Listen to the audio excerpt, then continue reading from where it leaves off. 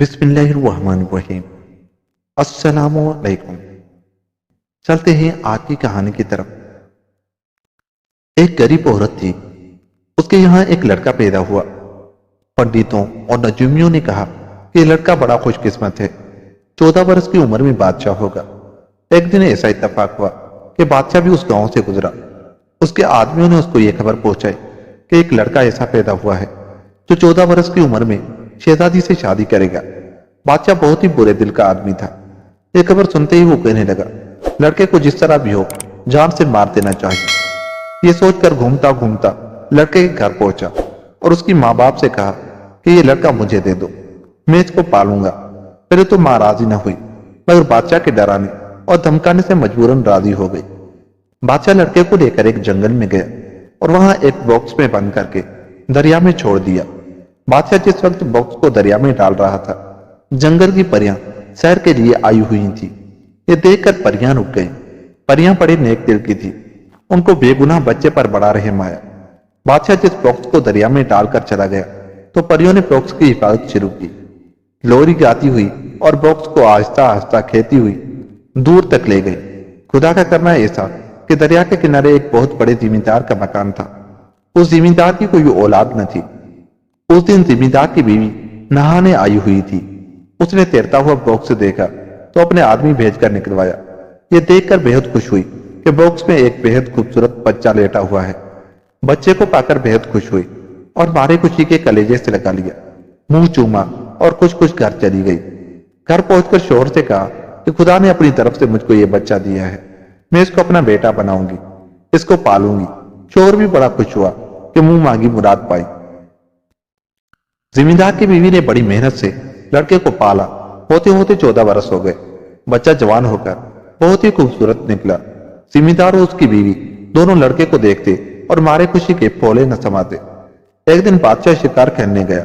چلتے چلتے بہت دور نکل گیا اور رات ہو گئی۔ بادشاہ نے سپاہیوں کو دوڑایا کہ جا کر دیکھو کہیں کوئی ٹھہرنے کی جگہ ہے۔ سپاہیوں نے آ کر عرض کیا کہ حضور، جہاں سے تھوڑی دور پر دریا ہے اور اس کے کنارے زمیندار کا مکان ہے۔ بادشاہ سپاہیوں کے ساتھ زمیندار کے مکان پر پہنچا۔ زمیندار نے بڑی عزت کی، خوب کھلایا پلایا۔ جب بادشاہ کھا پی چکا تو اس نے زمیندار سے پوچھا کہ تمہارے کوئی لڑکا بھی ہے؟ زمیندار نے اس لڑکے کی طرف جو نزدیک ہی کھڑا تھا اشارہ کر کے کہا کہ میرا اپنا لڑکا تو کوئی نہیں، مگر مجھ کو بھی اللہ نے یہ دولت دے ہی دی، بس اب یہی میرا لڑکا ہے۔ بادشاہ نے پوچھا تم کو یہ لڑکا کہاں اور کیسے مل گیا؟ زمیندار نے کہا کہ آج 14 برس ہوئے، میری بیوی ایک دن دریا میں نہانے گئی تھی۔ اس نے دیکھا کہ ایک باکس بہتا ہوا جا رہا ہے۔ آدمی بھیج کر باکس نکلوایا۔ یہ بچہ اس باکس میں تھا۔ میری بیوی اس بچے کو دیکھ کر بہت خوش ہوئی اور اپنا لڑکا بنا کر پال لیا۔ ہمارا یہ بچہ اب 14 برس کا ہے اور یہی ہماری پونجی ہے۔ بادشاہ زمیندار کی باتیں سن کر سوچ میں پڑ گیا۔ بادشاہ سمجھ گیا کہ یہ وہی لڑکا ہے جس کو اس نے باکس میں بند کر کے دریا میں پھینک دیا تھا۔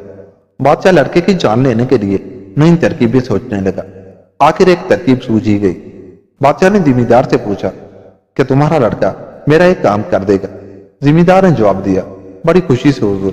بادشاہ نے کہا کہ اچھا، اپنے لڑکے کو میرا یہ خط دے، کہو کہ فوراً شاہی محل چلے جاؤ اور رانی کو یہ خط دے دے۔ زمیندار نے ہاتھ باندھ کر عرض کیا کہ رات کا وقت ہے، راستہ میں بڑا گھناؤنا جنگل پڑتا ہے، اگر کوئی حرج نہ ہو تو کل صبح کو لڑکا چلا جائے۔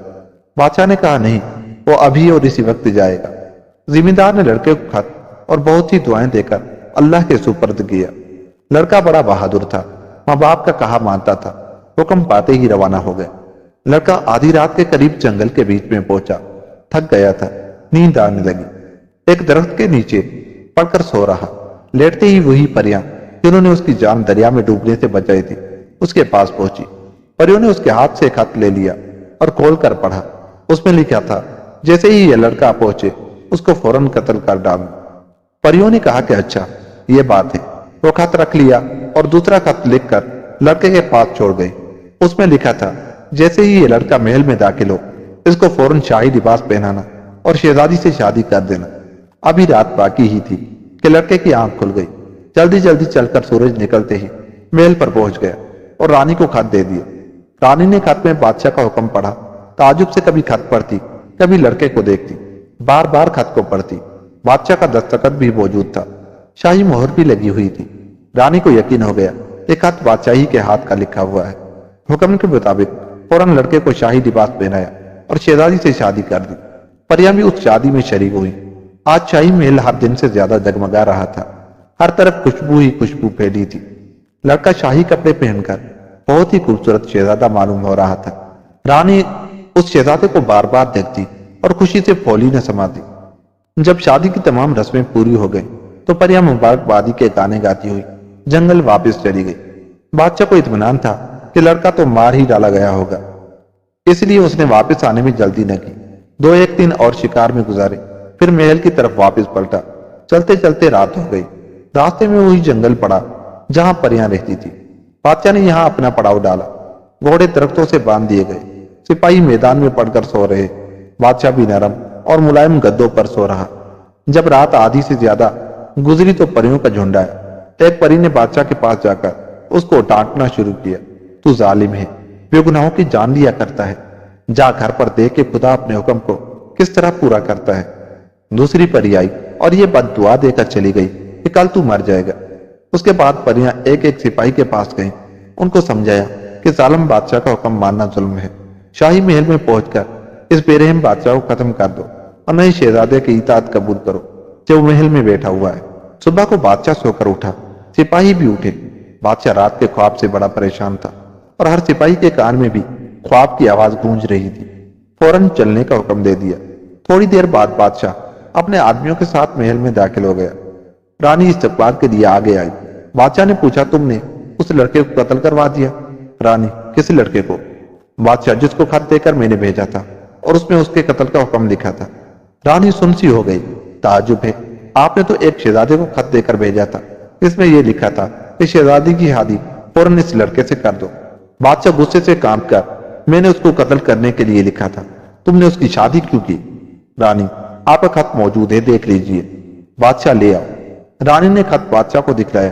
بادشاہ غصے میں بھڑک اٹھا اور کہنے لگا کہ یہ ساری شرارت لڑکے ہی کی ہے، اس کو پکڑ لاؤ اور ابھی قتل کر دو۔ لڑکا جب قتل کے لیے لایا گیا تو فوج نے دیکھا کہ ایک بے گناہ کا قتل ہو رہا ہے۔ سپاہیوں کو جنگل کا خواب یاد آ گیا۔ انہوں نے طے کر دیا کہ وہ اسی لڑکے کو بادشاہ بنائیں گے اور اس ظالم بادشاہ کو قتل کر ڈالیں گے۔ بس پھر کیا تھا، پوری فوج لڑکے کے ساتھ ہو گئی۔ بادشاہ کو قتل کر ڈالا اور لڑکے کو تخت پر بٹھا دیا۔ اب سب لوگ ہنسی خوشی رہنے لگے اور یوں یہ کہانی ختم ہوئی۔ دوستوں، ملتے ہیں کسی ایسی ہی کہانی کے ساتھ، اور جاتے جاتے ہمارے چینل کو سبسکرائب کر کے آپ ہی ہمارا حصہ بن جائے تاکہ ہماری آنے والی کہانیوں کی نوٹیفیکیشن آپ کو مل جایا کرے۔ ملتے ہیں کسی اور ویڈیو کے ساتھ، تب تک کے لیے خدا حافظ اینڈ اللہ نگہبان۔